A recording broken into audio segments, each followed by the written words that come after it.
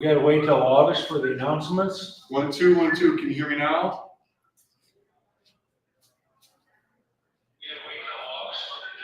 There you go. Perfect. We'll see if I did that for you.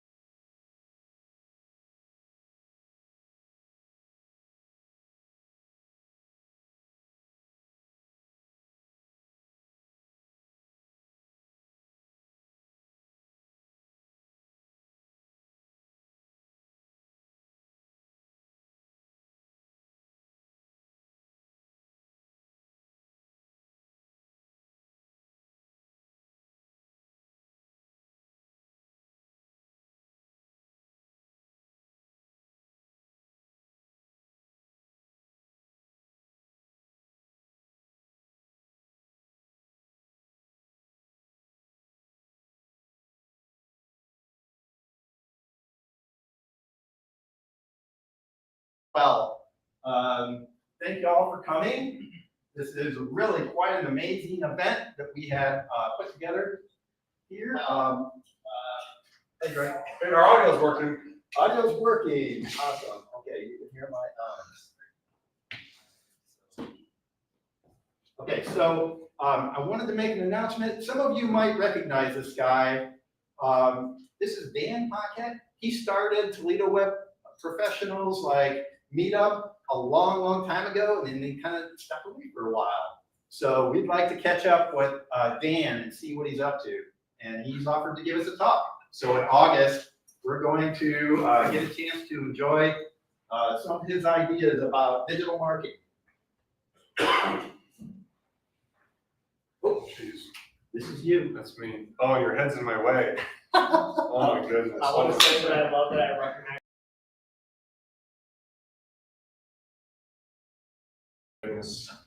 Well, my QR code isn't in the right spot, but everybody, my name is Mike Vanderpool. I'm the doer of things. Starfight 25 is an esports tournament that we're going to be doing here at the Toledo Tech Loft in November. We're going to be bringing in players from across the country. The sole purpose of helping to define Toledo, Northwest Ohio as a place for esports. I've been in it for 5-6 years. I started the team out at Northwest State. I put on Starfight 21 back in 2021 down in Napoleon. We brought 100 people to that. May 17th, we had another tournament here. We brought in 100 people. 20% of those people came from farther than 50 miles away. So this esports space, I can tell you from experience, there's a ton of awesome talent on the media production side, event planning side, the tech side, all of it is a great place for us to connect with young people, inspire young people. I am not funding this tournament, but I'm a tournament operator organizer, and I will be contacting each and every one of you individually asking for some assistance with sponsorship. The primary purpose here is to make sure everybody that comes here has a great time. So they go back wherever they come from, Oregon, California, New York, we're bringing players in from there to tell the story of what we're doing. So my company is sponsoring the best Ganondorf player from Oregon to come play. We have a whole bunch of different sponsorship levels. I'll be able to talk to you about those individually, but I don't think I've ever asked anybody for money, but this is your warning, that ask is coming. So, woohoo! Thank you. I don't think One more. I'm the next one too. Slide. Just do the. I talk a lot for those of you that know me. This is another thing I've got going on. Myself, Justin Beaudry, the Toledo Codes folks. It's called Batting Cleanup. I'll give more information about that through my LinkedIn and everything else. You'll also hopefully start seeing some of it in the Toledo Free Press and some other news publications. Toledo Codes is actively involved in helping this. We are working on an app to help combat the litter problem downtown. We're in cooperation with Toledo, Connect Toledo, in cooperation with the city of Toledo, in cooperation with TARTA, a whole bunch of cool people. This is an opportunity for us as a tech community to show that we can solve our own problems. So esports, let's get some young people in. This thing, let's do some cool stuff and show Northwest Ohio what we can do. Thank you. All right. Thanks so much. Thank you. Okay, so, all right, so before we kick things off, I just really wanted to say thank you to all of the people and organizations that helped make this possible tonight. Toledo Codes, I mean, we're all here kind of for Toledo Codes. Toledo Codes was started recently, and it's just really an amazing organization. It's brought a lot of different kinds of people together, and I really have big hopes for like what we can do in Toledo. AAF Toledo, they're like the advertising people. They help get the word out and help kind of like plan and organize this. Google developer groups, that's kind of a group that I came out of, and we are a part of this. We can bring some like AI, build with AI type exercises, and you know Google's got all kinds of tools and things. We want to introduce those and bring those to the audience here. Not tonight, but in the future. Toledo Tech Loft. Now, round of applause here, I think. Toledo Tech Loft, I mean, look at this amazing space. And really grateful to Chris Eicher and Samantha, his wife Samantha, and just all the like great people that came forward and helped us organize this event to put this on. We could not do this without a space like this. And this is a growing community. If you're interested in memberships, I'm sure they would love to talk to you. This is Mike's organization, Anthony Wayne Innovation and Design. Is that right? Yeah, it's just what I use to write off my Lego purchases. There you go. All right. He's got, I mean. That's he's a man that's of on a lot. live stream. And lastly, this is my organization. I'm essentially a do-it-all front end. I build websites essentially, but I care about accessibility. So this is kind of how I got to meet James, and so pretty soon you're going to get a chance to meet James. All right. So now introductions. Drum roll, please. So I met James a few years ago at a World Information Architecture Day, and that's a lot to fit in your mouth. But essentially, there are a lot of talks having to do with user experience, having a lot of talk to do about accessibility, and just how people like interact with their environment. So you go to an event like that, and you meet a lot of cool people, and that's when I met James. So I realized I'm a web developer. James trains web developers to do great things for accessibility. And I was like, I've got to get to know this guy. Offered him a speaking spot. He chose this month. We're all here together. So hey, put a round of applause together for James, and you're going to get to know all about it. I promise I don't have code jokes. I can give you some if you, if you want. All right. Let's see if this is gonna work. Are we gonna work? 2 seconds so I can make sure we're connected. Yep.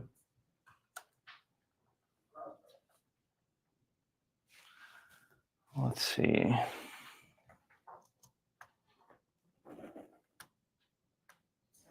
Yeah, we got you. See? Why is my... There we go. Yep. Awesome. What is happening? We got you right there. There we go. Sweet. What's that? There's an extra slide in there. Did I? Yeah, so one. Yep. We got a blank slide. Cool. All right. So I just want to start off by thanking Greg and Mike and the Tech Loft and the Tech Codes, the Toledo Codes team for allowing me and my colleague RJ to come up to hang out today, to see the space, to hang out in the space, to grab lunch right down the road. It's my first time up here, and so far so good. So hopefully we'll be back soon. But for tonight, I just want to talk a little bit about understanding the true user experience when it comes to assistive technology. Before I jump in and talk about myself and accessibility, I just want to curious question. There's a lot more people in the room than the chairs that were set up. So curious from your perspective, how comfortable are we talking about accessibility? How comfortable is the conversation around disability, whether it's a friend, a family member, a colleague at work, an employee? How comfortable is that conversation? Does anybody care to share? If not, that's fine, because for a lot of us, it's not a very comfortable conversation. It's awkward. We don't want to be insensitive. We don't want to come off as rude or anything like that. So for me, this conversation is more about the awareness, more about the understanding, not so much the technicalities, but we will certainly get into them. So excited to be here talking about accessibility. As you'll see, it's very important to me. There's the blank slide. And I skipped one. There we go. As Greg mentioned, my name is James Warnken. I am legally blind, have been since the age of 9. So I was diagnosed with what's called Stargardt's disease. So from 9 years old until today, I've been progressively losing my vision. During that time, I've earned my Certified Professional in Accessibility Core Competencies certification. I think to date, there's less than 7,000 people globally certified with that certification. Didn't start in accessibility. We'll get to that in a second. But before working in accessibility, I came from a marketing and a technology background, jumped into accessibility a couple of years ago. And over those couple of years, I have trained a couple hundred developers, designers, product teams, as well as over 100 individuals with disabilities, helping them get into this space, because accessibility is more than just what we think of at the surface level. So a little bit more about me, just kind of how I ended up here, because I didn't choose accessibility to start. So I was diagnosed at 9. So I grew up going from 4th grade all the way through graduating high school, going through college, going through finding my first job, starting my own company as an individual, as a professional with a disability. Growing up as an individual with a disability, I was told, and I learned about all the stigmas and stereotypes that come with that. That's too dangerous. You shouldn't do that. You can't do that because you're blind. You need to make things, you need to advocate for yourself if you want things to work, if you want them to be accessible to you. So I learned how to hide my disability very well, to the point where most people don't know I'm blind unless I tell them.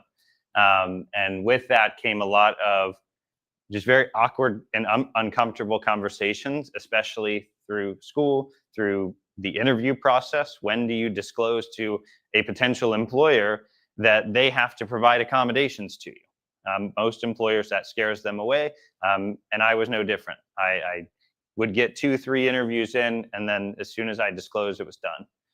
And so that led to a lot of imposter syndrome. That led to a lot of overcompensating to try to prove that a disability wasn't a limiting factor. It wasn't until 2021, a couple of years into my career, where I learned that there was this side of accessibility that we're talking about. So I'm only 4 years into the accessibility space, learning about this whole other side beyond just being a user and an individual with a disability. But during that time, I've spent a ton of time understanding myself, owning and learning how to leverage my lived experience, and then taking that into a professional environment, helping other professionals produce more accessible products, services, programs, spaces, classes, whatever that is, because I believe everybody deserves to have the same opportunities and experiences, which is why I'm here today, to hopefully expand on that a little bit. I don't know where everybody comes from, but I'm sure we all know somebody with a disability, have a friend or a family member, a child, a coworker, somebody that we went to high school with. We all generally know someone with a disability. So I want to start this true user experience conversation identifying the audience. When we talk about marketing, who's your target market? When we talk about anything with strategy, it's who are we doing this for? And so when we talk about accessibility, understanding our audience is a huge component to that. And so I want to start with some definitions of disability. We all are probably going to have slightly different definitions, but a lot of us tend to have a very disability negative mindset when it comes to disability. So this first definition comes from the Merriam-Webster dictionary, talking about disabilities interfering and limiting and impacting someone's daily activities. And a book that I read late last year, early this year, described this as very disability negative, because it's the limiting, it's what holds you back as an individual with a disability. A different approach to that is a very disability positive mindset, where disabilities aren't overlooked, they're not ignored at the individual level, but we describe them in correlation with society and some of the barriers that are placed on an individual with a disability within areas like transportation, banking, education, communication, and how a disability changes that experience.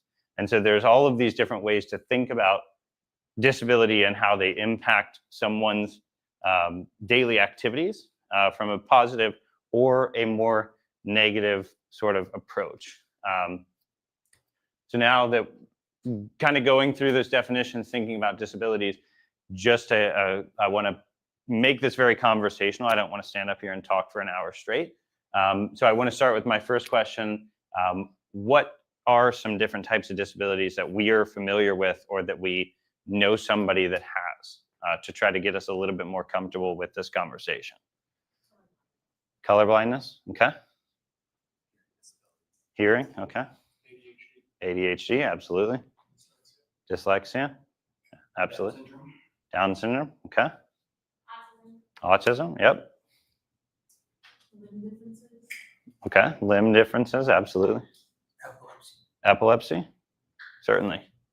So there's tons of disabilities out there. Almost from the conversation, it's almost too many to think about. So the IAAP, the organization that I got my certification through, they follow 9 categories of disability. Every single one that we just named falls under one of these 9 categories, whether that's visual, it's auditory, it's speech, it's cognitive, it's mobility, it's psychological, it's seizures, it's deafblindness, or it's multiple, or it's compound. There's 9 categories. We could extrapolate this out to 100 categories, or 14, or 7. It really just depends how specific you want to be with your categories. But the thing about disabilities is that the population is generally a lot bigger than we think it is. And so my next question for you is, how many people globally are currently living with a disability? 20% of global population. 20%, okay. Anybody? I'll say 80. 80% or 80 mil? Okay. Does anybody have like just a raw number? How many? What's that? 300 million? 2 billion. 2 billion? Okay, so somewhere in the middle. Doesn't go $1, Bob. 1.3, roughly 1.3 billion people around the world live with a disability at any time. Now, let's shrink that down to the United States. How many people in the United States live with a disability? 50 million? Okay. 125. We're going to split the difference again at 85 million, roughly. And now let's shrink it down even more. What about in Toledo, Ohio? 100K? A little bit lower. 80, it's roughly 66,000. So these numbers to a lot of people are, we look at these numbers and that's a much larger population than we might have initially thought about. I do have to caveat this with, these are estimates. There are a lot of people out there that don't disclose that they have a disability on the census. There are a lot of different metrics and reporting methods and definitions of disability. So these are just rough estimates. There is no way to get an accurate number. But generally, you're looking at that somewhere between 15 and 30% of the population at any time. And there's lots of cool, interesting facts and things we can talk about when it comes to disability, like them not being apparent. You can't usually see or hear a disability by looking at someone or talking to someone. Similarly, not all disabilities are permanent, and we're not all born with our disabilities. I was 9 years old when my genetic disability started to show itself. I'm sure most of us have had an injury. We broke our arm, we broke our leg, we had a concussion, we had LASIK surgery. Temporary disabilities, they impact your daily activities, whether that's typing at your computer for work, it's whatever that might be, driving to and from work. There's lots of different time frames and lots of different severities that disabilities come in. And last is that when we think about disabilities, there's just so much variation in severity in terms of are you blind or low vision, and where do you sit on that spectrum? There's so many factors to consider that it's just, that's why the conversation oftentimes becomes so overwhelming so quickly. And so when we talk about digital accessibility, my next question for you is, what does accessibility mean to you? What does digital accessibility mean to you? Equal access, okay. Removing barriers, okay. Is it accessible? So the cool thing about accessibility, unlike popular belief, we all have a part to play in accessibility. Whether you're in marketing, you're a developer, a designer, you're in HR, you're in leadership roles, accessibility is everyone's responsibility in providing equal access, in removing barriers, in making sure that the entire experience is accessible. Because in most cases, we don't know who is sitting on the other side of the computer or the phone. They could be somebody who's low vision like me. They could be somebody who's blind, somebody who has a cognitive disability like dyslexia. When it comes to reading, we never know. And so we need to be constantly thinking about these experiences so that when we send an email, when we create a document, when we are building applications, when we're creating digital content, we are taking all of this into an account. And so that's my goal with today. Now that we've kind of illustrated the audience a little bit, I want to now jump into how users with disabilities are engaging with digital content so that we can understand that experience to create a better one. And so assistive technology, how many of us are familiar with some of these pictures along the bottom or some of the bullets that are up there on the screen? Cool, awesome. So assistive technology, this is not an exhaustive list. There's hundreds of thousands, if not more, potential assistive technologies out there helping make things possible for individuals with disabilities. When it comes to the digital conversation, these are kind of some of the most commonly talked about. And so I chose to kind of narrow it down for today's conversation so that we're not here until August talking about assistive technology. So whether that's in the form of keyboard-only interaction, whether that's a screen reader, it's a braille display, it's magnification, it's sip and puff devices, switches, captions, transcripts, sign language. There's lots of ways that users can engage with our content. And so I want to start the conversation with keyboard only. So keyboard only users could have a wide range of disabilities. It could be limited mobility. It could be somebody who's blind using a screen reader. It could be a whole wide range of things. And so when it comes to the keyboard experience, we want to make sure that we're thinking about that, because a lot of the assistive technology that was on the previous slide and even more are loosely based around that functionality. If it's not keyboard accessible, you're probably excluding a pretty large portion of the population. And so when we think about keyboard accessibility, the main thing is making sure that our users can do everything that we can achieve with a mouse or a touch gesture on our smartphones with a keyboard. We can get to it, so we could tab to it. We can interact within it. We could turn it on, we could turn it off, we can expand it, we can collapse it, and then we can move away from it when we're done without becoming trapped or stuck in that pop-up dialog or that drop-down menu or whatever that might be. If we can do that, we probably have a pretty solid start. Now, some other things to think about when it comes to keyboard accessibility is making sure that there's a focus indicator. There are so many sites that we look at that don't have a focus indicator, and usually it's a single line of CSS that is being turned off because the browser has one.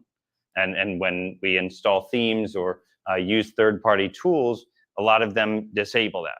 All we need to do is turn it back on, and if we want to, we can even style it with our brand colors and make it look more natural within the website. But making sure you can see what is in focus is very important, especially to anybody sighted using a keyboard. So whether that's a focus indicator, but also making sure that things follow a logical order. When I tab through a page, it shouldn't be a randomized order jumping from the top to the bottom of the page and then somewhere in the middle.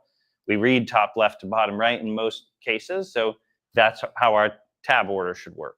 It shouldn't be a jigsaw puzzle to figure out how to interact with your content with just a keyboard.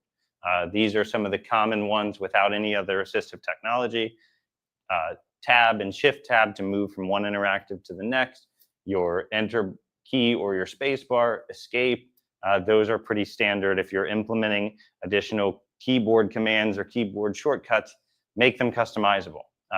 As we just talked about, a lot of assistive technology is based around the keyboard, and so there's a lot of opportunity for conflict. One of those that we see a lot of conflict with is screen readers. Now, screen readers could primarily are being used by individuals who are blind or have visual impairments, but I've met plenty of users with cognitive disabilities and other types of disabilities who prefer to listen than read. It's easier to comprehend, it's easier to understand, whatever that might be. There are a ton of users outside of the blind community that are using screen readers. If you're not familiar with a screen reader, essentially it takes what would be or what is displayed on the screen and converts it into audio. That includes what type of element it is. This is a heading level 1, a button, a link.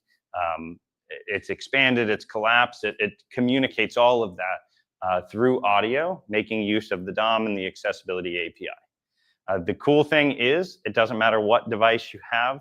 Almost every single device comes with a screen reader built into it. You don't have to buy any special software. You don't have to necessarily do anything unless you have a personal preference. So whether that's your iPhone coming with VoiceOver, it's a Windows computer coming with Narrator, it's an Android phone coming with TalkBack, we all have screen readers thanks to the built-in accessibility features. I would encourage everyone, if you haven't turned one on and just explore, it doesn't disable your mouse. For some reason, when a lot of people turn on a screen reader for the first time, they don't think their mouse works anymore. And I've gotten plenty of frantic calls, how do I turn this thing off? So you could still use your mouse if you're on a touch device. Usually it just takes like a single input. It takes 2 now because one is exploring, the other is interacting. So screen readers are usually the one that gets the technical people excited because it's like giving them something new. And so when we talk about screen readers and them converting what we see essentially into audio, there's a lot of things that come into play, especially for users who can't see what's on the screen. So our semantics, are we using good, clean HTML? Because most screen readers are fully supported by HTML. Now, I know a lot of cases we have to implement custom solutions, and accessibility has to be added on top of that. So outside of just our semantics, our structure, are we using headings in a logical structure rather than going from a heading 1 to a heading level 6? Because to a non-visual user, where are all the ones in between? That creates a lot of confusion, a lot of disorientation. Your heading structure helps create a mental map.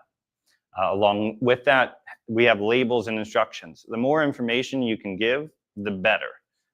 Let us know that the asterisk on a form field marks it as required.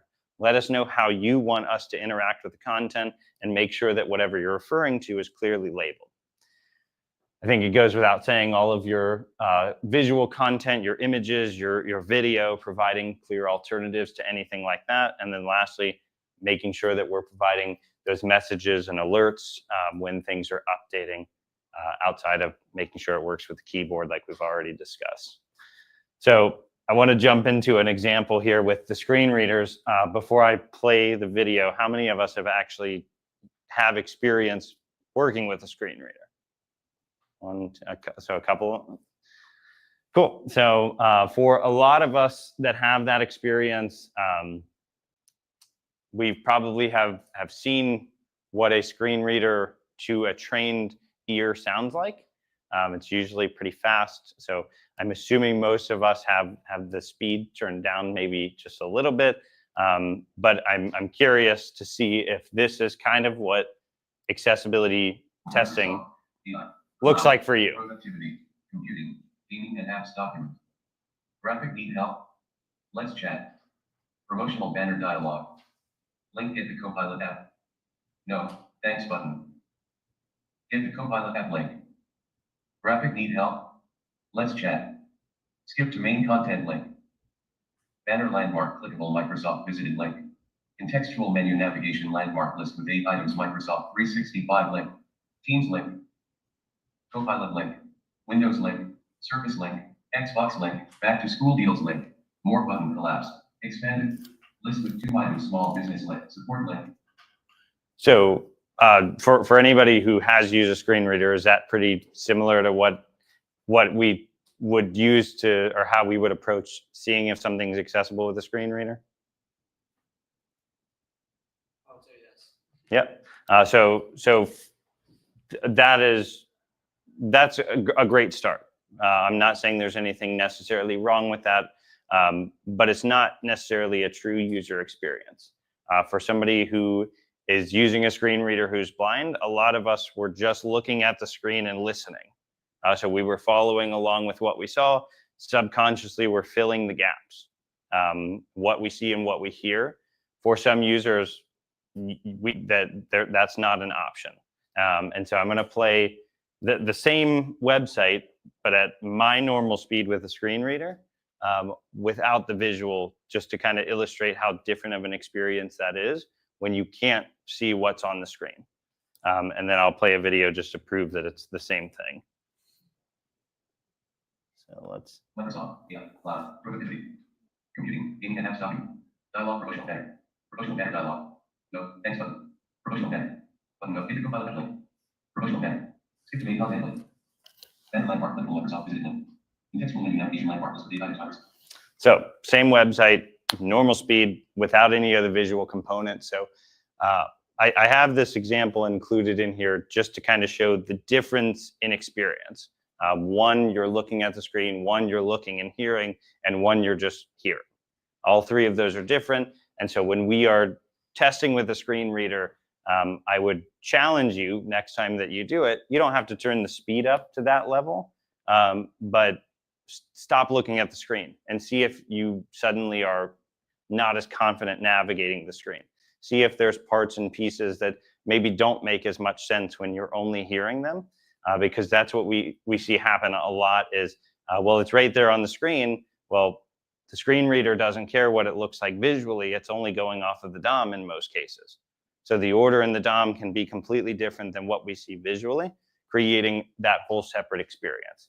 Now, I'm not telling you to not look and listen. If you have that ability, that's awesome, because if something is skipped by the screen reader, if something's missed, we can catch it in that sort of testing process. But if we want to resemble that true user experience completely, that's what we should be doing, is testing from multiple pass-throughs with those different things turned on or turned off. Let's see if, so I'm gonna. Microsoft, yeah, cloud, productivity, computing, gaming and apps document, dialog, promotional banner. I'm actually just gonna. Microsoft, yeah, cloud, productivity, computing, gaming and apps document. There we go. Okay, so the 5 seconds proves that I wasn't just having it read something at 300 words per minute for no reason. So I have no idea. It's usually a little slider, and I push it as far as I can until I can't understand it. There are plenty of users that use the maxed out speech rate, but you have to train to be able to listen and comprehend at that speed. So I think when I looked into it, was like 300 words per minute was the average that people. yeah, it's pretty fast. It's pretty fast. Now, I don't use a screen reader on a full-time basis. I tend to lean towards magnification, high contrast modes, which we'll talk about here in a second. But for me as a low vision user, certain days are easier than others, especially when you work sitting in front of a computer. When I start to fatigue, when I start to get a headache or a migraine, when the lighting isn't quite right and I'm just having a hard time, I'll turn on a screen reader. If I'm reading something that's a longer body of text, I will turn on a screen reader. So for me, it's very situational, which goes against what a lot of the online documentation says, that blind people use screen readers and low vision people use magnification. There's a ton of overlap. There's a ton of crossover and different combinations and different configurations that can be implemented and are being implemented. My screen reader of choice is usually NVDA, which has, it's open source, so you could do a lot of different things with it. But that leads right into the next part of the conversation with Braille displays, because in most cases, to use a Braille display, you have to have a screen reader turned on. But instead of outputting everything through audio, everything is now being output through refreshable Braille. And so with the screen reader, what we just listened to, it was telling us skip to main content link or graphic or heading, or it's telling you what it is. Instead of it doing that through audio, it does it through Braille. And I actually recently got a hold of a refreshable Braille display from one of the guys that I work with, and I'm actively learning how to use this. Now, I learned how to read and write traditional Braille as a kid, but that's a huge typewriter and takes a lot of paper. That is a new piece of technology to even me that I'm still learning how to use and getting comfortable with, but essentially everything we just heard goes through that. And so your blind, visually impaired users, but also deaf-blind users who communicate through tactile methods are going to be using Braille displays. So it's important to be aware of the different ways in which that content that we're publishing, that we're creating, can be output and delivered to users in different ways. Did I skip past the Braille display? No, you had it up and then you grab the keyboard. There you go. Oh, because that's on. It's on and it's connected to my computer. So, yeah. So, screen readers, Braille display, magnification. This is my everyday. This is on my phone. This is on my computer. This is on all of my devices. This is primarily your low vision users. And so when I approach magnification on a smartphone, I do it through the operating system. When I approach magnification through my computer, I could either do it at the operating system level, or I could do it in the browser. Or I could go find a third-party software like ZoomText and have even a software helping with managed zoom and magnification. From a design perspective, the biggest thing to keep in mind are those different magnification levels, and how does our content maintain legibility and functionality when it's zoomed into 200%, 400%? Are things running off of the side of the screen? Are they overlapping?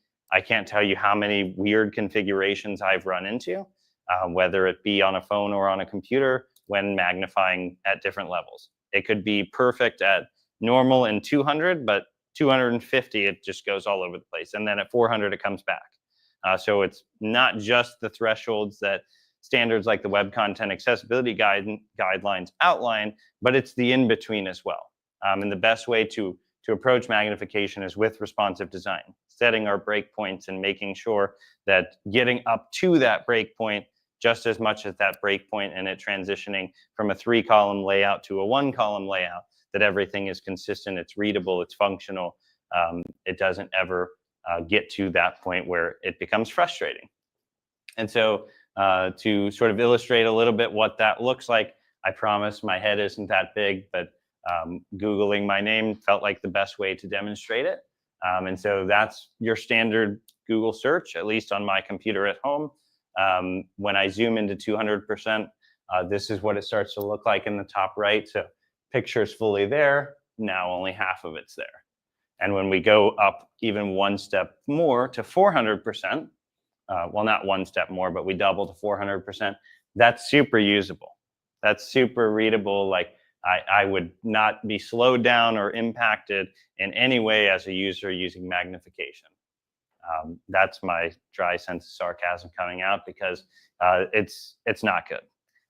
Mobile devices, I've actually talked to experts about how to handle this on a mobile device, because the screens are only so big. How do you handle somebody magnifying on a small device? And there really is no easy answer quite yet, hopefully soon. But on a computer, on a bigger screen size, there's no reason that it should be behaving in that way, especially with how common responsive design has become. So the next thing that I also use is high contrast modes and dark mode. How many people in here are dark mode people? Okay, so I'm assuming we've all experienced dark mode not being as great as the default mode, but for some users, high contrast mode, dark mode, whether that be with a disability or without, we just proved that a lot of people use dark mode. And so we need to make sure that our content, even at different dark modes or different color filters and color themes, that we're providing sufficient contrast for readability, for functionality so that we can still see to interact with the UI components on the page. And so I have some screenshots here just showing different color themes from the default windows across Amazon. So first one, this is what we all probably know Amazon to look like. And so the first one in the lineup from Microsoft, it's called Aquatic. So the colors get a little bit darker, a little bit more contrast, especially with the white on the darker background. Moving to Desert. Does anybody notice anything wrong there? Yeah, it's just a orange arrow. It doesn't actually say Amazon because it's the same color as the background. So as we move to Dusk, we kind of get that same dark background, and then we get lastly Night Sky, which is what most of us probably think of when we think of high contrast mode, where the background is super dark and the foreground colors get a little bit more saturation to them. Offering dark mode, if you can offer it within your site and actually control it pretty well, that's probably going to be your best bet. But just turning these on, for a lot of designers and developers that I've trained over the years, not very many of them have ventured into the color themes or the dark mode world from an operating system level to see what their content looks like. Most of them are pretty surprised when things start disappearing and blending into the background, and some of them get a little bit embarrassed, and it's not something we normally think about. So contrast modes, even for someone like me, I use them on a pretty regular basis. So getting away from me, that's enough about me, at least for a minute. Talking about other types of accessibility features: captions, transcripts, and sign language. How many of us use captions on a regular basis? Cool. So captions, whether that's somebody who's deaf, hard of hearing, has a cognitive disability, or even users without disabilities, we use captions pretty routinely, pretty regularly. I'm sure we've all experienced captions not being the most accurate. But for some people, that is their alternative. That is how they engage. And so when we're providing captions, we need to make sure that we're including that entire audio experience, making it as equivalent as possible.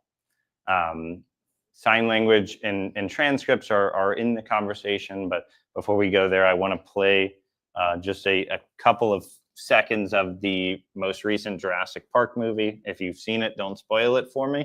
I'm going to play it without sound with just the captions, and then I'll back up and play it with the sound and with the captions to see if it's the same experience with and without the actual audio there.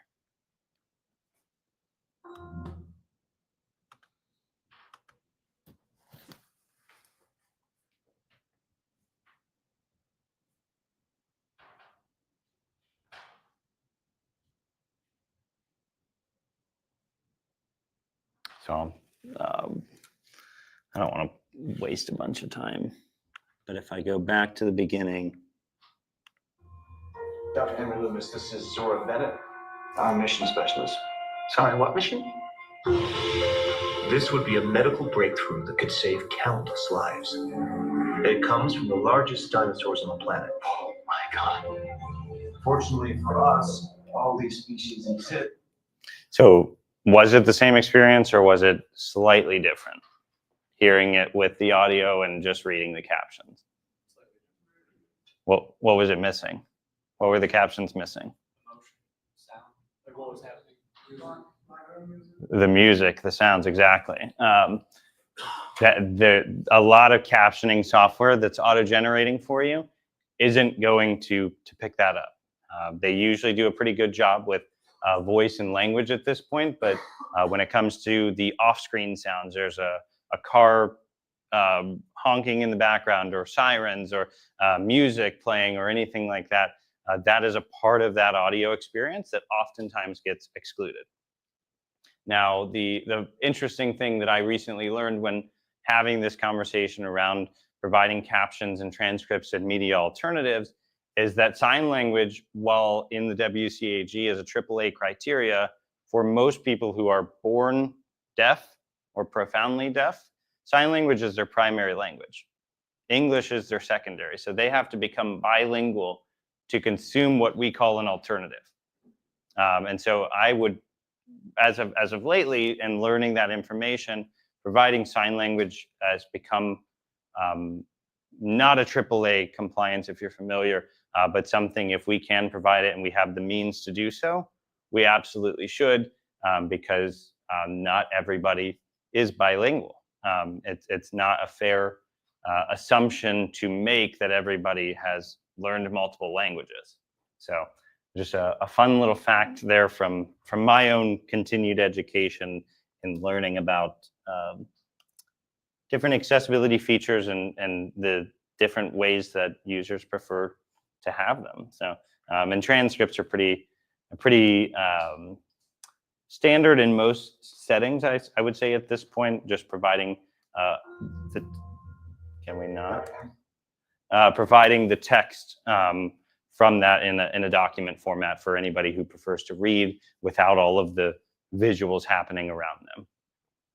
So assistive technology is a huge category. It's a huge conversation. We could talk about it. We could demo it. There are assistive technology specialists out there. It's an entire industry.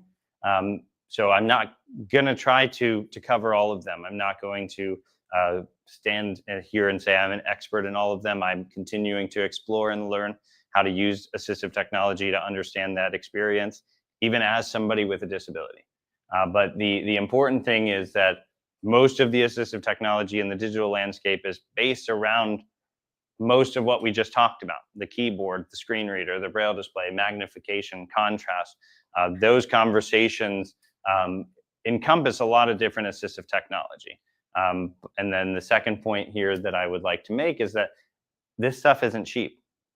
Assistive technology in most cases is pretty expensive, and it usually comes with a pretty big learning curve, especially if you're learning how to use a computer with a screen reader, having never used either. That's a pretty big undertaking.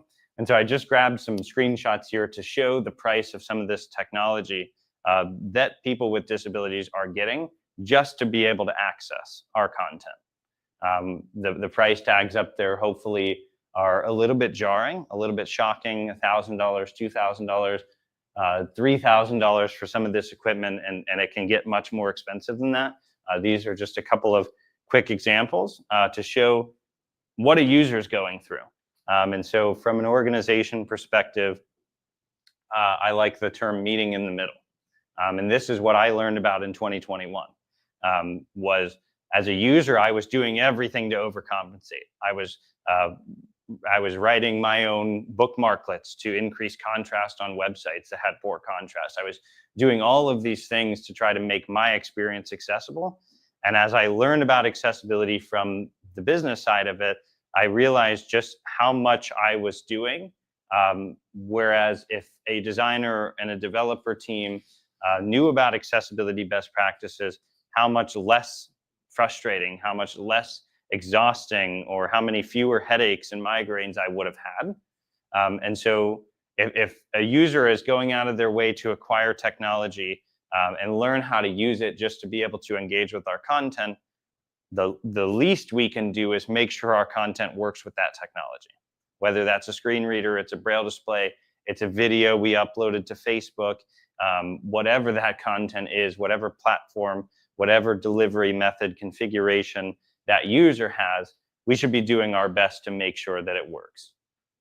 And so this is not a fun slide, but this is a very real conversation in 2025. It's not worth the risk. Ignoring accessibility, pretending it doesn't apply to you, it doesn't matter to you, you're just delaying the inevitable, unfortunately.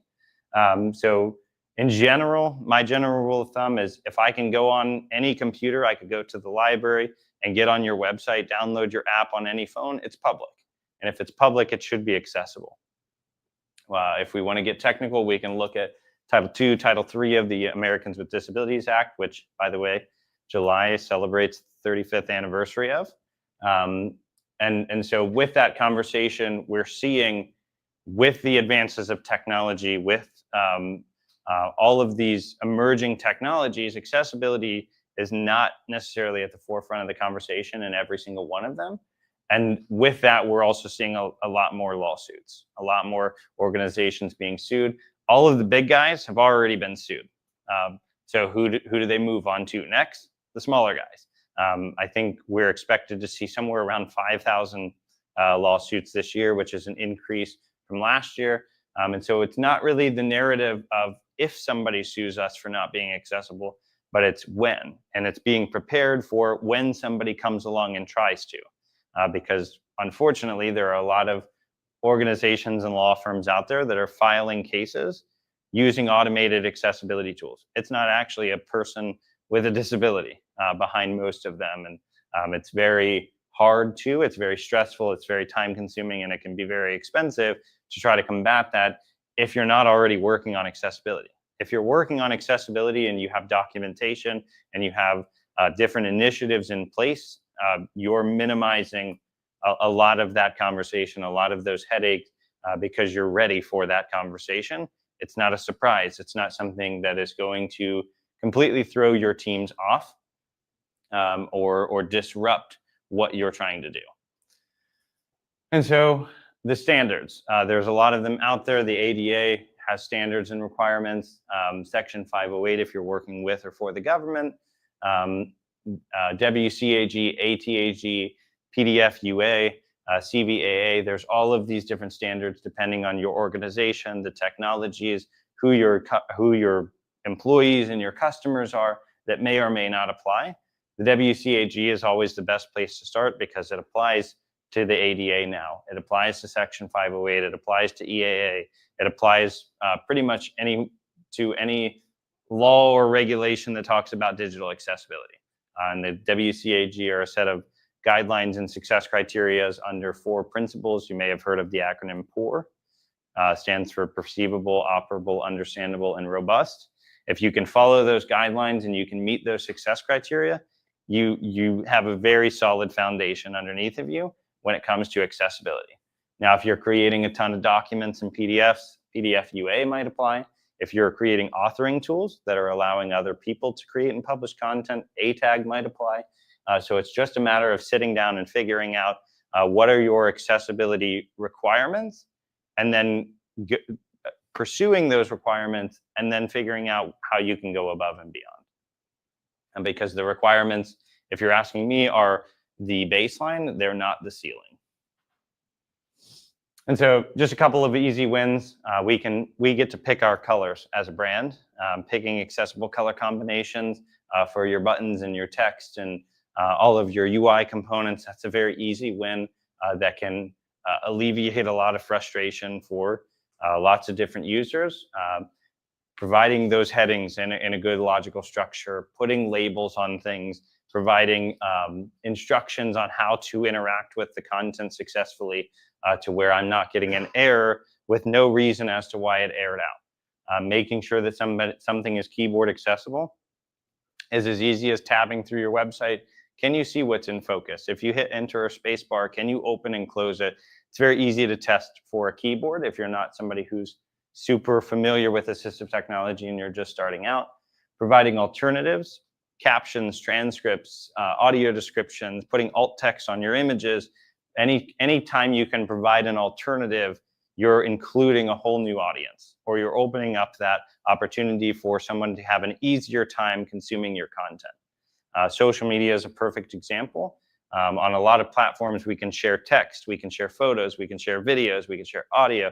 The more of those you can create around your content, the better off it's going to be.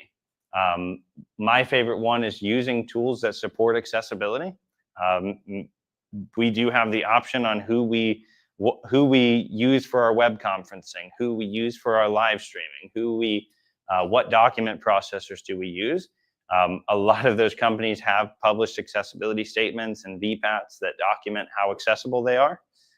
If you're choosing products and services and programs that support accessibility, your content is going to be more accessible, but you're also leading by example, saying that we care about accessibility so much so that we're actually asking these questions, because there's so many people that don't, And until organizations are held to that standard, why should they care? If they're not losing money because they're not accessible, that is a very easy way to put pressure on and push this conversation a little bit more forward. RJ and I have experienced this firsthand with sending invoices to customers with disabilities, them coming back and saying, I can't select my country from the drop-down menu. We dropped that invoicing software and picked a new one up the next week. So it's not a crazy change if you're in a position to make quick, agile changes. So I'm going to stop there. I want to open it up to questions. There are a ton of rabbit holes that we can dive down when it comes to accessibility. If there's any topics, if there's any, if you want us to pull up your website and spot check it for accessibility, I'm happy to do any of that. If you're not comfortable asking questions in a group setting, you can always send me an email or connect with me on LinkedIn and send me a message there. I check both of them probably 30 times a day. So I will stop talking. I'm very excited to hear what questions and curious topics we can get into. I do have a question. What brand do you think has been the most, I would say, accessible? Or, you know, if someone asks, like, do you usually point people towards Apple or, you know, Android or, you know? Well, the tech giants are always going to be leading the way. Your Apples, your Googles, your Microsofts, your Salesforces, all of those organizations have been working on accessibility for years. So I don't think there is an easy, like, definitive answer. It all comes down to user preference. I carry both a Pixel 7 and an iPhone 16. For some features, one works better than the others. One is more intuitive for me than others, so it really just boils down to the user preference and what settings and features am I looking for. But your tech giants are going to be the ones to look at and see what they're doing for accessibility. I know Apple, with a lot of their updates, they usually go over the top with a lot of their releases and their press releases and all of that. They did an entire release on accessibility enhancements earlier this year in the Apple Watch, in the iPhone, the iPad, the MacBook, and even the Vision Pro. The headset that is way too expensive for me to get my hands on and try it out, but they're even working on enhancing accessibility within that headset specifically. So it's just a matter of user preference at the end of the day. Yes. You don't have to raise your hands. I can't see them anyway. So, you could just yell at me. I had a question. So AI's been out for a little while. Have you used AI, and are there any like things that seem to not work well for you?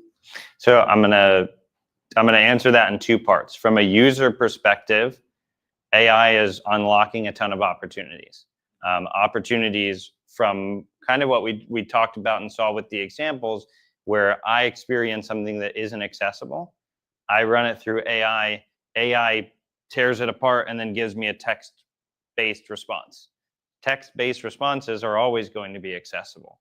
And so if you send me a PowerPoint and there's no alt text on your images, there's no headings, you send me a PDF to sign, I can now upload those documents into ChatGPT, into Copilot, into Gemini, and ask it questions about what did it say on slide 14 about keyboard accessibility. It will go in and pull it out for me and give me it in plain text. So AI, from a user perspective, is doing a ton of great things.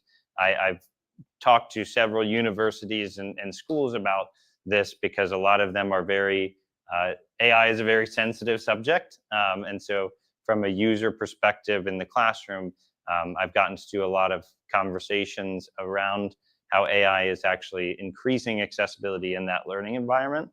From the business side, it's very easy to learn about accessibility thanks to AI. I've had AI write accessible code for me. I've had it write good and bad examples for me. I've asked it questions that I didn't have time to go through all the Google results and find the answers myself. So from a learning perspective about accessibility, yes. AI has also introduced and opened up a lot of opportunities for technologies to emerge to help with accessibility from the design perspective, from the development perspective, and making things accessible faster. There are lots of tools that are emerging. My take on that whole conversation, whether it's AI, whether it's automated accessibility testing, is you can't take the people out of accessibility because accessibility is driven by the people. We're not making these experiences accessible for the AI. We're making them accessible for real people. And so if you're using it in the right ways, it absolutely can be helpful. If you're using it as your 100% reliance tool for all things accessibility, that's maybe not the right way to be thinking about it or leaning into it. What are your thoughts on Seeing AI? The mobile app? Yeah. So I actually have a whole page of mobile apps on my phone. Seeing AI is one of them. There's probably 4 or 5 or 6 other ones in there that I've sort of played around and used. Seeing AI has features like Find My Things, where you can scan a remote. And when I can't find it, I can just open my camera and it will scan and guide me to it. But there's other apps like Be My Eyes, like Aira, like Envision, like Ally, that are doing similar like image description, image detection. And I actually, Greg requested that I bring my Meta glasses. So AI, but also accessibility. Those apps, some of them now can tie into these glasses to where I can have hands-free accessibility. With these glasses, I can take pictures and have them in real time described back to me. I can have a menu that I can't read read back to me. I can connect with a volunteer with Be My Eyes or Aira, and they can see through the glasses just like I'm seeing and help me navigate a new space or read a piece of mail or do whatever that is. And technology like this is what I get excited about. Mobile apps are cool, and there are a ton of them out there, but breaking outside of a handheld device to where I'm not having to stop and look down at my phone and open up an app, but I can just wear my sunglasses out and about and say, hey, Meta, what's the street sign say? And in less than 5 seconds, I know what that street sign says. That's what I'm excited about. The Apple Visions, the Ray-Ban Meta glasses, those kind of wearable technologies that don't require a lot of physical input. James, I work for the Lucas County Board of Developmental Disabilities, and the problem that we're having is the ability to just keep up with the technology. Is there some method or resource that a person can go to find technology to keep up with the latest trends, what's available, what's been tried, what's been found lacking? How do you keep up with the technology? Yeah, so I have 2 preferred methods.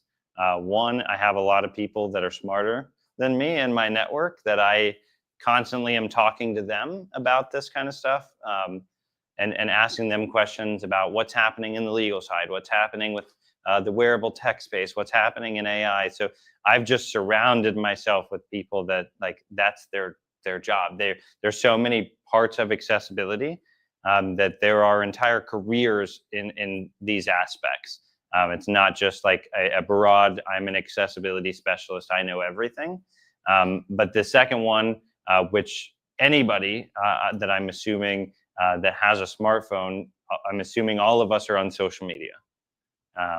Whether that's Facebook, it's YouTube, it's TikTok, it's Twitter, it's Instagram. There are creators online from any disability you can think of that are sharing their experiences, that are trying assistive technology, that are talking and reviewing and giving real-time feedback completely for free. And I follow well over 1,000 of them. And so the social media is a great way to, I would encourage you to retrain your feed, I believe it's what it's called.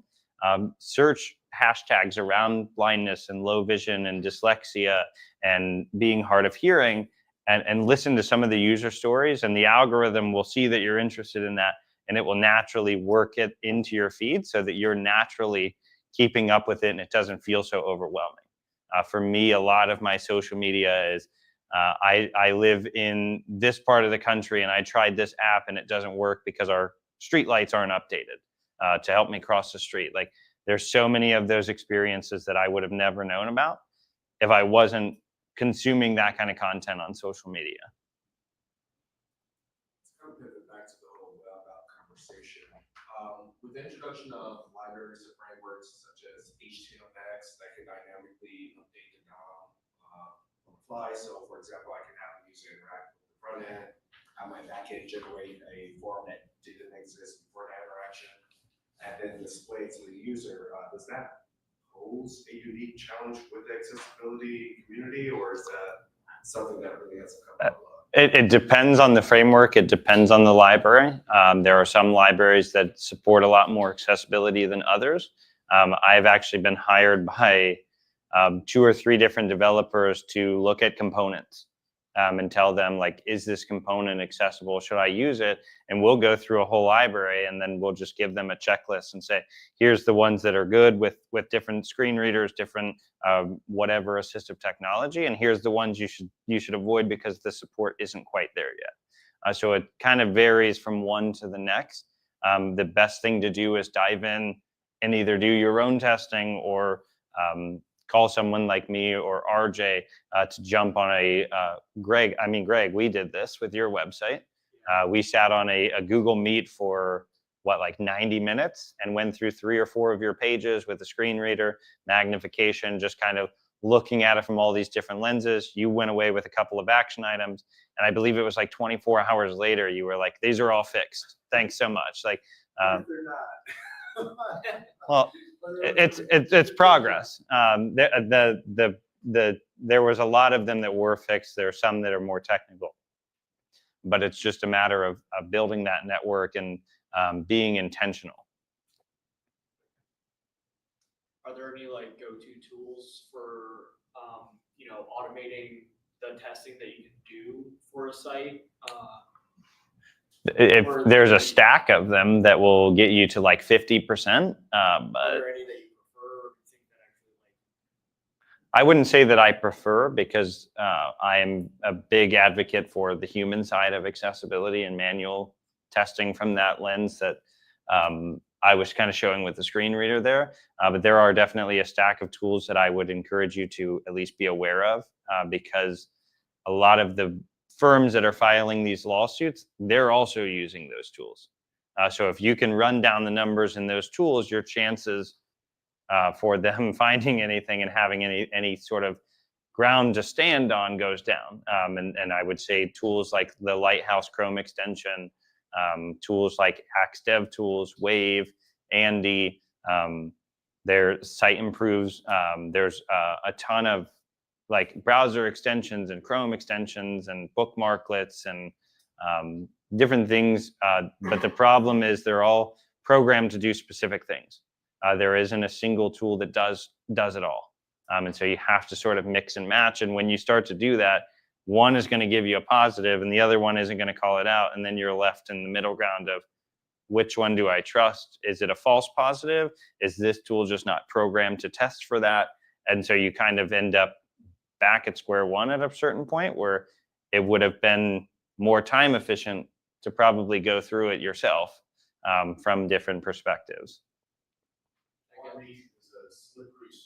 Yeah, it's a slippery slope. Because I think if anybody's been here and been on some websites, you'll see. I don't know why you didn't bring this up. I don't like it. I don't like it. See the little accessibility guide down in the right-hand corner. We've talked to and listened to a whole bunch of companies that have used Accessity, UserWay, what's some of the other ones? There's a ton of them out there, but like the testing that me and James do, and his part and in part what we advocate for the human element of it is because of those varieties. A lot of those plugins will tell you we're going through all this where if you run this through your website or your system or whatever, it's going to make you accessible. well, it is accessible according to 20 to 30% of the criteria that James and I painstakingly read through and painstakingly had to test that it is capable of sifting. So yes, it's to that certain degree, but then when someone slides a lawsuit across your table and says, you don't have captions here, you color contrast is wrong there, it blatantly becomes obvious in what some of those limitations of the accessibilities and user ways are. A perfect example is like alt text on images. A lot of those tools are programmed to check, do you have an alt attribute, yes or no? That could be a picture of a dog and your alt text could say that it's a duck swimming in a pond. The tool is still going to tell you it's good. But from a user perspective, now that's very misleading. So it's checking more for quantity and checking a box than it is the quality and the experience. So a lot of them, in general, you're looking at like 30 to 50% of it you can get through with automated tools. But if you want to take a quality approach to it, the manual side is always going to be the better route. James, how does this apply to like an immersive brand such as like a metaverse company that's not so much focused on the hardware side, but more of an immersive experience via web or mobile from that perspective? So a lot of the digital content, so they're called the Web Content Accessibility Guidelines, but that's a little misleading. That they're working on a new version to kind of de-emphasize web and apply it to all digital content. So there's always going to be some type of input method, whether that's eye tracking software, that's touch, that's a mouse, that's a keyboard, making sure that users can interact with and whether and not relying on a single sensory ability. So when it comes to augmented reality or virtual reality, a mobile app, a web app, whatever that looks like, there's always going to be a way for the user to interact with and a way to consume and perceive the content and understand it that shouldn't rely on just whether or not we could see or hear or whatever that sensory ability might be. So it's a little bit of an ambiguous answer, but I would say generally applying your best practices into whatever that technology is, following the WCAG, you're going to end up at a pretty good spot. From there, I would encourage you to bring in users and ask them what does and what doesn't work, what's good and what's bad, how could this be improved. I've been hired to do research projects where I interviewed blind and visually impaired people on AI-generated long descriptions for artwork. We've done user testing with interactive charts and dashboards and reports where every bar in the stacked bar chart chimed a different noise, and it was a higher or lower tone depending on whether or not you were going up or down from the previous bar chart. Like there are a ton of creative ways to deploy that unless you actually talk to users, you're never, I'm not going to say you're never going to get to those solutions, but it's going to take you a lot longer to get to them because people with disabilities, I mentioned it at the beginning, I'm constantly adapting, we're constantly changing, we're trying to keep up with the technology just as much as everybody else is. The problem is the technology has to be accessible for us to keep up with.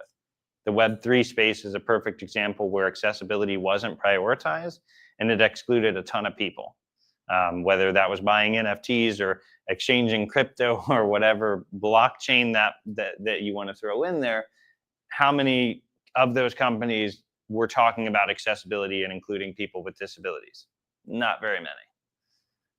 And we now know that's a fourth of the population that was just being ignored and overlooked. And that's not necessarily the right thing to do, nor is it fair. So it's a hard answer, a hard question to answer. So you mentioned the drawbacks about captions, as in how they are not able to offer an immersive experience. So my question is that as a student, in my capacity as of now, I cannot think of anything else in entertainment format other than captions to provide an immersive experience.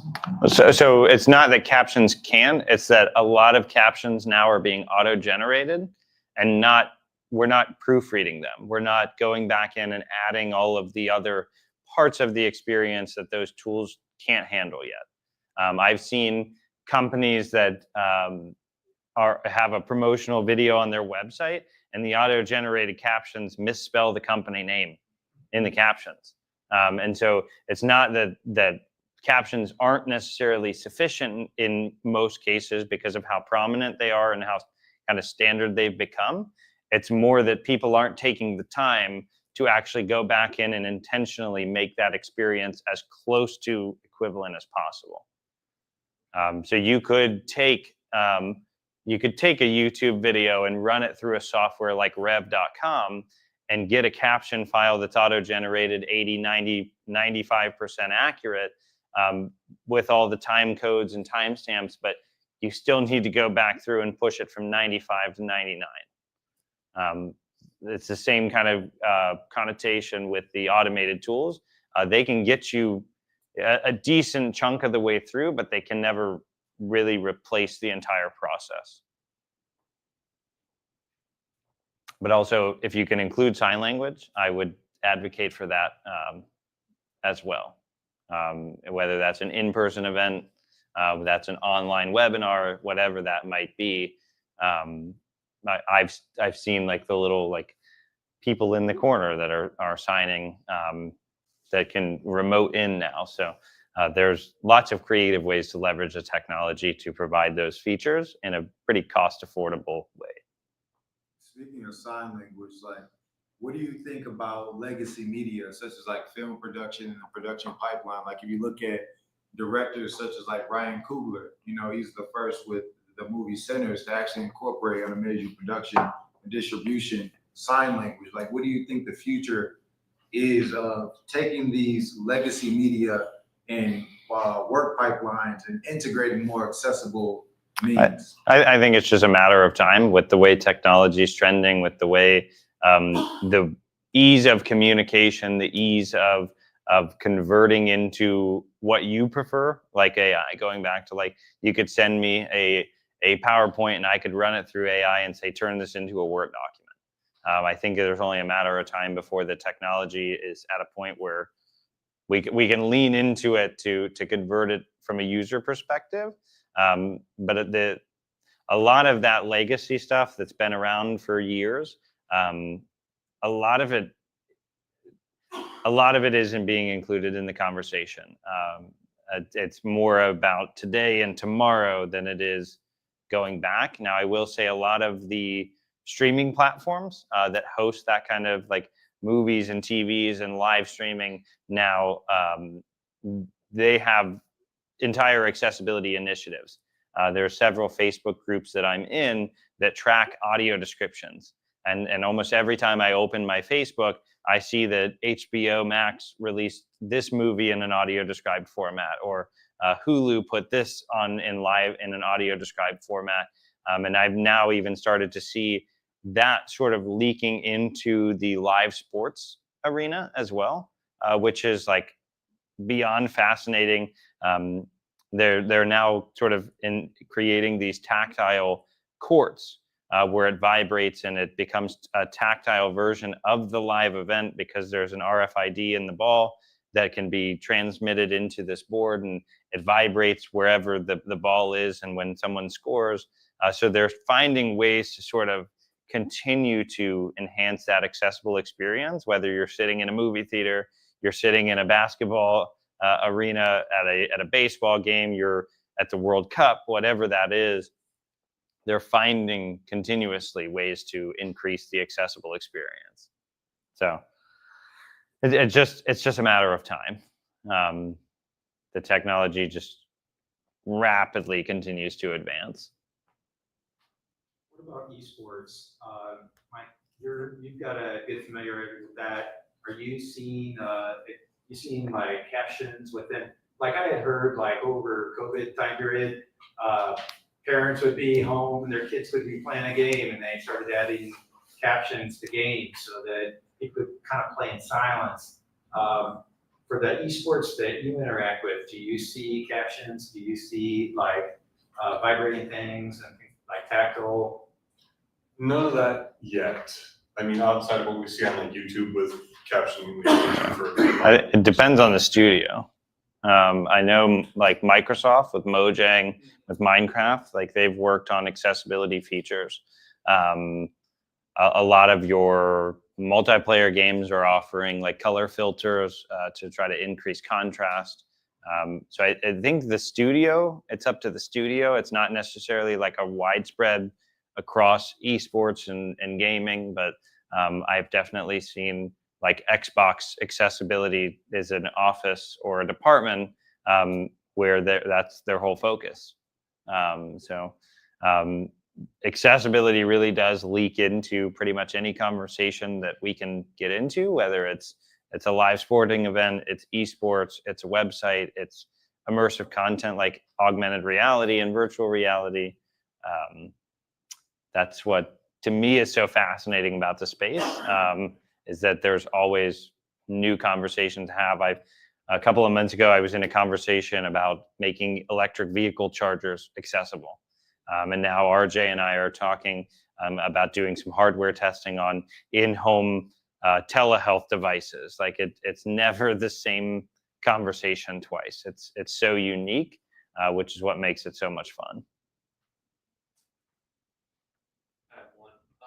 Have you guys ever posted like as a resource of YouTube going through a website and actually displaying and showing in an open source of, let's say you go to like usatoday.com and you go, okay, we're gonna break apart their website and see what's good, what's bad, so that as developers we can look at these videos and go, oh, we have a nice content library to look at and go, oh, this kind of thing is something that we should strive for. I've never done that. I know there are other people who have. I am too intimidated by a cease and desist or like take this down, like, because to an organization that's opening up risk. If I'm going on YouTube and saying, insert company name isn't accessible, here's a video of me proving it, that doesn't look good for them. But I'm happy to join a one-on-one call and go through a website privately.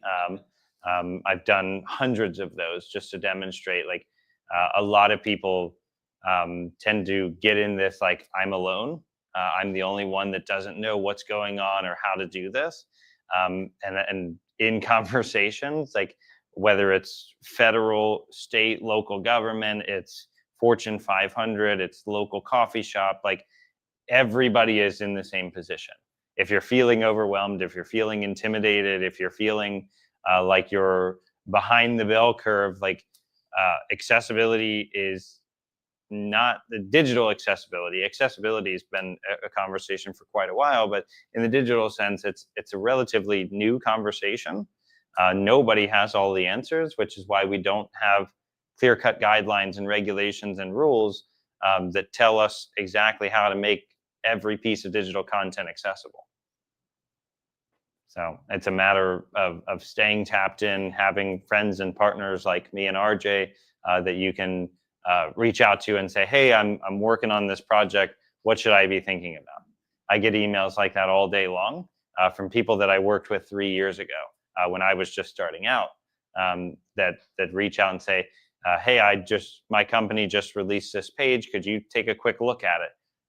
And I've never said no. And some of those people are working at Fortune 50 companies. So it's more about the network and the community behind it than it is getting everything perfect. Absolutely. We're coming up on 8 o'clock. Really, I mean, let's have a couple more questions. Is there anybody else? I'll move if anybody wants the email or the QR code. And then Greg, don't forget, because we got the giveaway thing we got to do too. Remind me. I promised I was going to give away a gift certificate to a newbie. Okay. So I'll have to do that before we leave. How do we do that? Magic. Do we do a raffle? We're going to do a duck race. Duck race?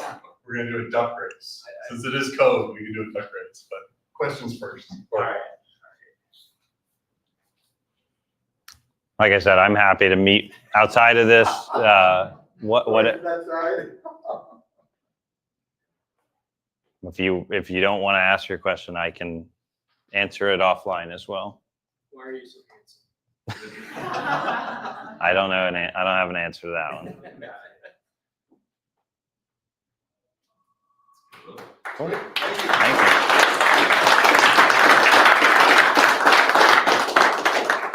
Thanks also to RJ, who came out here with the driver and is a collaborator, right? A partner, Jim's partner. So it's his show. I'm just here for it. Great to talk to him too. He can answer as many questions as I can, so ask him questions too. He's way better. Thank you, guys. Thank you. All right, if you're new and you want to be in the drawing, come up and give me your name. And we'll make it happen. And you use your son if you want. Ollie, you want in the drawing? Oh. Maybe I can get it. Oh, here it is. I'll be in the drawing. JP, let's go. I might be in there as Jeff if you look. Well, I was gonna put JP. Okay. Nobody else is interested?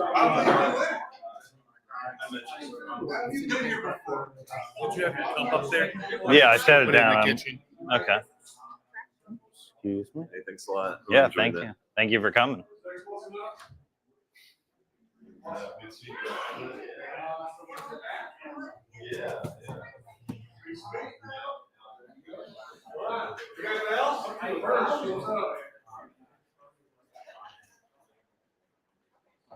What are your visual acuities? I have no idea. You have no idea. Last time, I want to say it was like 2,400. Okay. It was like right over the legal blindness threshold. Yeah. Um, Yeah, because I think that's one thing that people don't like understand too. It's like, hey, so because like you're legally blind does not mean you don't have functional vision. Right. Like,